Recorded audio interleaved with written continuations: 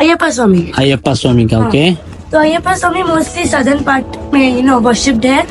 और फिर एक डीमन था एंशिएंट इंडिया में, उसका नाम था महिषासुर, जो माँ दुर्गा से उनकी हत्या हो गई थी।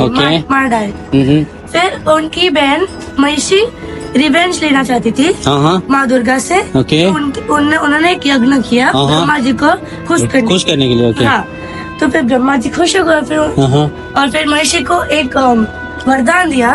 ओके, कैसा वरदान? महिषी ने पूछा कि मैं मरूं नहीं, अगर मैं मरूं इमॉर्टल, मैं सिर्फ शिव जी और विष्णु जी के बच्चे से मर सकती। एक किंग था, इनका नाम है राजा शेखरा, जो शिव जी को प्रे कर रहे थे कि एक छोटे बच्चे के लिए। तो फिर वो जा रहे थे वो पंपा रिवर के बाजू में से, तो उनको एक छोटा बच्चा रो रहा था वहाँ पे ममेला। और फिर एक साधु वहाँ पे आए और उन्होंने बोला कि आपको इस बच्चे का ध्यान रखना जैसे वो आपका खुद का बेटा हो। और फिर उसका नाम पड़ा मणिकंदन, क्योंकि उस बच्चे के गले में एक गोल्डन कलर का चेन था। और फिर इसमें बताते हैं कि मणिकंदन उसके टीचर के पास जाता है आशीर्वाद लेने के लिए। तो पर उनके टीचर के पास एक छोटा बच्चा होता है, उसके पास डिसेबिलिटीज है, जैसे आप बोल नहीं सकता, देख नहीं सकता, सुन नहीं सकता। तो फिर जैसे ही मणिकंदन ने उस बच्चे को टच किया, मैजिकली वो बच्चा बोलने लगा, वो फिर से एक नॉर्मल बच्चा बन गया। तो ये एक मैजिकल स्टोरी है, कैसे एक डिसेबल्ड चाइल्ड फिर से नॉर्मल फॉर्म। फिर ये सब देख के राजा शेखर बहुत ही खुश हो गए और फिर उन्होंने डिसाइड किया कि मैं मणिकंदन को राजकुमार बनाती हूँ मेरी किंगडम का।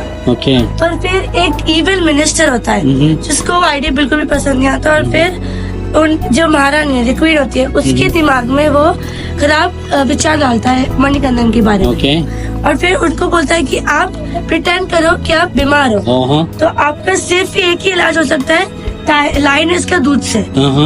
फिर मणिकंदन जाता है अंदर लाइन के दूध ढूंढने के लिए। और फिर आपको पता है जैसे कि माँ दुर्गा टाइगर में सवार होती है, टाइगर बान है माँ दुर्गा का।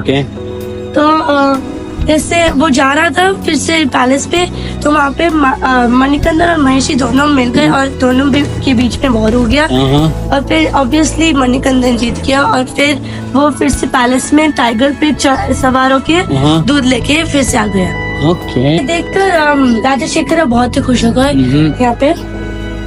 उन्होंने बोला कि मुझे मंदिर बनाना है तेरे नाम पर।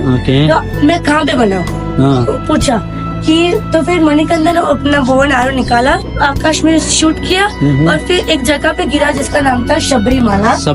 हाँ, जहाँ शबरी माँ रहती थी, जो राम भगवान की बहुत ही बड़ी भक्त थी। और आपको पता भी है विश्वकर्मा जो भगवान के आर्किटेक्चर है, उन्होंने ये इस जगह को ऐसा मंदिर ट्रांसफॉर्म कर दिया, बनाया। तो फिर अभी लाखों लोग एवरी ईयर आते हैं दर्शन करने के लिए अय्यप्पा स्वामी के।